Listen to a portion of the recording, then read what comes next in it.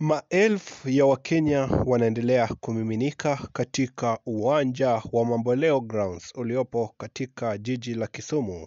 Ikumbuke kwamba asubuhi ya leo mwili wa Raila Odinga utakuwa unafikishwa katika uwanja huo na ndege ya jeshi, na umma utakuwa unaangalia mwili wa Raila kwa takribani siku nzima kabla ya mwili huo kusafirishwa moja kwa moja hadi eneo la Bondo kwa mazishi hapo siku ya kesho. Sasa hivi tunavyozungumza ni kwamba Wakenya wengi tayari wapo katika eneo la Mamboleo.